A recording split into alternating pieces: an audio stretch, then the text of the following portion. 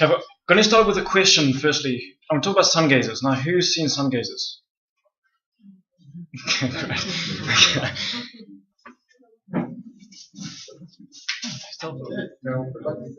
You live to tell the tale. Okay. How do you bring one with? So here he is. His name is Sunny, the sungazer. And obviously my job is to make sure we can't show people he's dead in the future, but to show them alive. So here he is. And he won't bite. He's just going to... He'll sleep through my presentation because it's too dark for him. Okay, when I talk about sungazers, what I do, I'll be just going in depth about that now, but obviously there's a challenge about sungazers, which I'll get into right now as well. The scientific name is Smaug, and it looks pretty much like the Smaug in Hobbit, so that makes it easy for the scientific name. The genus is Smaug, so that's also, whenever you see a Hobbit again, you'll always remember sungazers, I'm sure. Look just like them, don't they? Okay, well, they're not that scary. People always think they're so scary. That's why I have a lot of children actually killing them in the wild. They're pretty much harmless. Their only defense is mainly their tails, that's got a bit of spikes in them, and their holes. Their burrows, I'll go into the burrows, but I'll get more into detail about burrows now. When I talk about lizards and grasslands, people have this like image of grasslands with like mountains and stuff and a lizard on a hill, that kind of stuff. Well, sungazers are different. This is in fact the Drakensberg crag lizard that you get in the mountains in the Drakensberg. But we're talking now about the sungazer. And he likes burrows.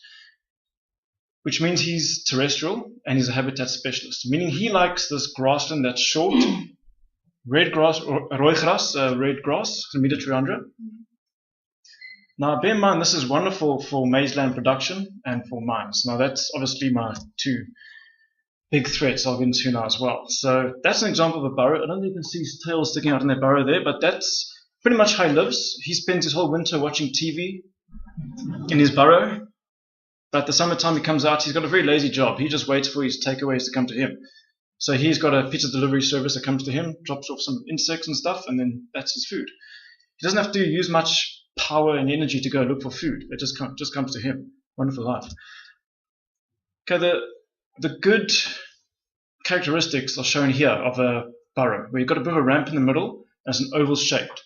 So that's where he runs in and out of all the time. So you can't really confuse us too much with other burrows, which is great, because I can actually do monitoring in the winter to look for burrows just like this. So it makes it easy for me.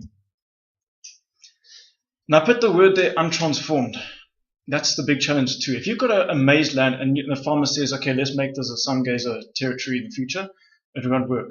I've got places where there's transformed land that's been there for like 50, 60 years.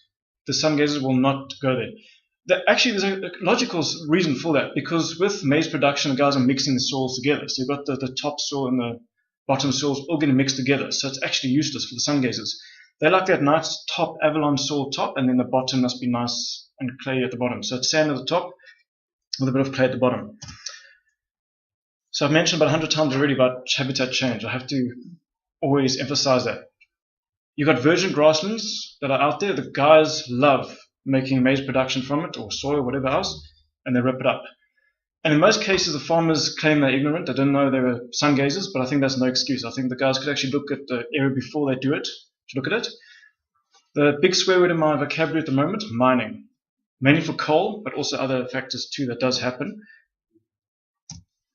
And of course the other threats, muti, pet, killing just for no reason or for fun sometimes. And then roads. And natural will be your yellow mongoose. Birds will be things like your secretary birds, and some of the eagles too will take one or two. There's a picture there from Zulaki. Thanks for that picture. This is now one of the muti markets with some sungazers hanging up. Now Zulaki will actually be doing a study on that to work out what are the reasons for it. Are they using it for muti or superstition reasons? That all, I can't say much now because that's his study. He will find out those questions, because I've got a lot of questions myself. But there's also a thesis from Siobhan. Now his task was to work out where the most highest concentrations are of sungazers, and that is now my job to work in stewardship in those 5 areas. So I've only mentioned the 4. There's the top 4, but also Fortress is also mentioned there. There's a 5th one in the corner there. So Harrismith is the largest population. Welkom, Vrede, Edenville, and Fortress. Now that's where I'm spending a lot of my time. It's a huge area of Harrismith to work in. And when I'm saying huge area, I could be careful the way I use my words here, because I've now mentioned all 5 areas where I'm working in, but we're finding declines all the time of populations as well as habitat change, which does happen.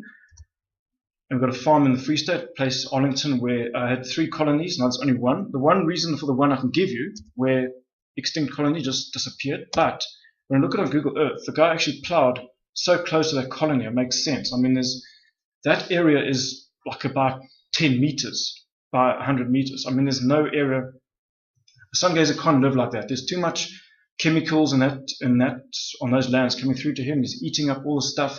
The beetles walking past. It's not working at all. But then that colony also went extinct. I've got absolutely no idea why that went extinct, because this is right next to the other ones. Between the 3 it makes like a triangle.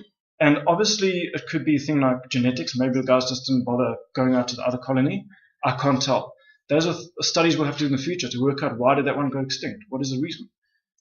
So you can see my challenges. But let me just show you the area here. It looks big, hey? It's from Welkom to Fortress. Looks big and wonderful. But let's go more depth here. Okay, there's my 5 areas. So let's show the 5 areas now in detail. Let's start off now with Welkom. Now, remember I said the word untransformed areas. And this is not a Google Earth image of it. Now, how much percentage do you think is actually left of grasslands there? Very little. And let's go into the next one, Parusnath. Okay, there's a great area towards the northeast of this picture. There's some bits and pieces, so that is my hotspot. That's why you saw, 58% are actually found there. Great area to work in, a lot of virgin grasslands. But still, a couple of maize lands popping up everywhere, pivots as well. Freda, pretty much the same, almost like Harrismith, but a lot of other areas in between. Look at Edenville. I mean, that's full of lands everywhere. And then Fortress, the southwest area is actually where I'm working at the moment with the Versamelberge protected environment. So that's working very well, nice, large percentage of natural grasslands remaining, which is great. Now, Siobhan's working on a map, which is what I've been putting pressure on him about, because I used to live in Myanmar for 3 years and didn't see a single Sungazer. Only started getting them between Falkirk and Harrismith. So as you can see, the red blotches now, where we actually really get Sungazers, using our data, using my sighting data and using his data. So he's actually going to do this map over again with 3 blotches there. So you've got the Welkom section on the left, and then the Edenville, Helborn, Frankfurt area in the middle, and then Fortress towards that northeast corner. That's pretty much how it looks now with Sungazer distribution. I like this map because that's what I'm seeing. I just don't see any of those patches. And the reason for that, I could probably say Memel's too wet, but that's a different discussion. So what do we do about conservation of Sungazers? Stewardship. Okay. So my aim is to do about 10,000 hectares per year, and it's something. That's 10,000 hectares of farmlands. It's not much to get that. So that's the farms in total. But to obviously get the whole farm in total to be part of the stewardship, and that's the main aim is for prevention of habitat change, because those are things I don't want to see at all. And obviously for veld management to be improved for the benefit of Sungazers. This is also a win-win for everybody. It's for landowners because they get a better veld, they get more value from my eyes because they've got Sungazers, and also it's being managed in the proper way. And EWT as well, and ourselves, and for government departments for their targets for conservation plans. So I started with my first case study is for Versamelberge, which is there by southwest of Fortress. I'm getting a lot of assistance from the officials from MTPA. We've done 3 site assessments. Our next one will be now in November, coming up in November already, so it'll be in 2 weeks' time. And we've got a lot of willing landowners. Those are beautiful words for me, willing landowners. You don't have to sit down with them, explain the whole thing from scratch. You go and force them and stuff. These guys are keen to do it, which is wonderful for me. Now, I know I'm bad at mathematics, but that's actually, see, there's 31 landowners of 21 farms. In that area, they've got the same name for one farm in 62 portions. Okay, almost about 3 or 4 portions, which is sometimes even up to 9 or 10 portions. So that's what I mean by 21 farms. So don't worry, it wasn't a typing error. So they've agreed, the 31 landowners, and they're great guys, and we're working very well at the moment with that whole project. And I would love to say it's going to be proclaimed, but I'd rather just see when it's done. They'll be very happy about that. That's what it looks like. The name actually comes from the Versamelberge mountain range, found in that area, which is a very apt name, I think. Give you some maps now. show you these sort of areas where the farmers are found in. Now, I've got Sungazers towards the north, but I'm concentrating on the whole area to get the whole area proclaimed because my objective is to consider that whole area. You don't want to like one section and then the other section gets messed up. Rather go for the whole section. And because the reason I'm saying that now is because of this map here. This is now the targets of where the like orange spots are showing where the biodiversity targets are. And of course along the mountain range, a big long orange section in the middle, that's the Versamelberge itself. There's a lot of biodiversity and all the other factors in there. So that's what we're actually going about this for biodiversity using the Sungazers as a flagship. There's a couple of farms we've done. This is now, we did in the beginning of the year, so we're trying to complete the whole puzzle piece and make it, so what I mean by that, that's what we've assessed so far. We're going to complete that in November and make it phase 1 finished.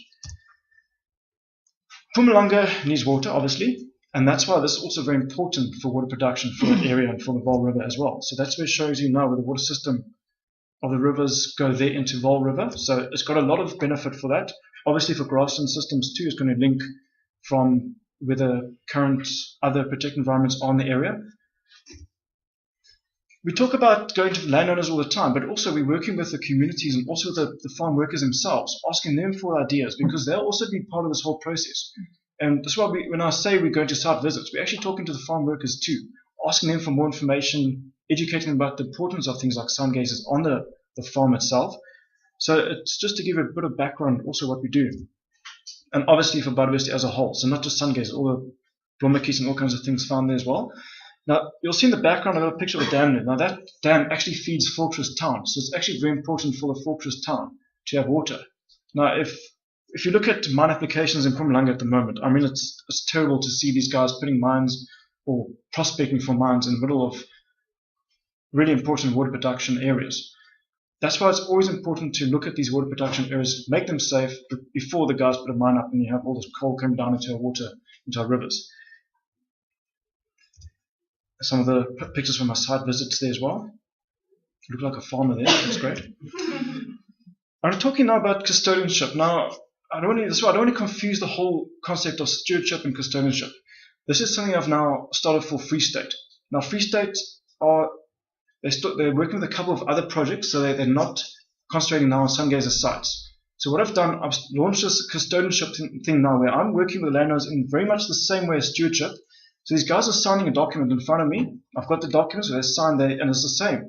They're not going to change their land into maize or whatever. They're not going to build a dam over the Sungazer site. They're going to protect it. I've even given them tasks to do certain things during the year as well.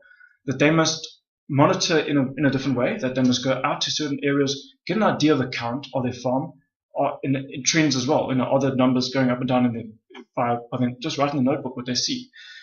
So that is being done, and to me, it's a way to start the stewardship process. So what happens when the Free State's ready?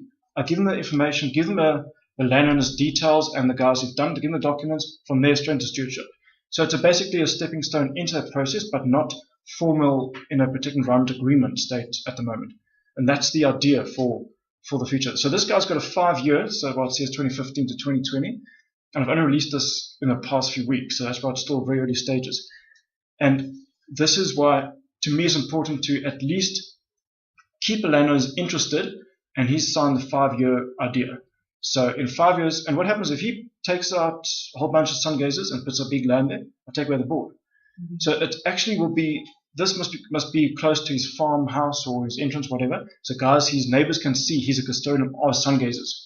So the minute he does something, I take away the board, and the guys will wonder what he's done. And I can ask him, I'll say, well, he's just put a whole new maize land on top of my Sungazer colony, and blah, blah, board. So that's EWT's possession. So just an example of me giving away one of the boards there. Okay, just the conclusion now is that Sungazers are now acting as a flagship, obviously for grassland conservation. We are trying to save important parts of that part of the grasslands. And I have 123 landowners that have visited so far and tested all different types of coffee with their farms as well. So, and that's since 2013. And of which 79 of those farms have got confirmed sightings of Sungazers. I put here 3 bird species: Boerderslark, yellow-breasted pipit, and rudslark. Those are 3 I mean, if you're a bird watcher, you'll know those are the three specials in the Mpumalanga area. And that is our target now, to try and work on them in pretty much the same idea as sungazers, but to conserve their habitat. Most of them are found a little bit higher up areas, so it's not under threat as much as your sungazers, but the threats are still there. So I know it sounds silly, but it's not as bad as the sungazer, which got a whole big application at the moment in Northern Free State. So this is also, we've got a colleague now also started now with WILD Smaug in the Vakastrom area, so that has also started. His name is Maritz de Brain as well. So we've got these projects in place for sungazers and the three birds, all for stewardship is the ultimate goal. And then the last sentence there is, hopefully this will be a way to secure the grasslands that are necessary for endangered species, but important grasslands at the same time as well. So I've got to thank the sungazers, of course, and then also my sponsors as well. So thanks very much, guys.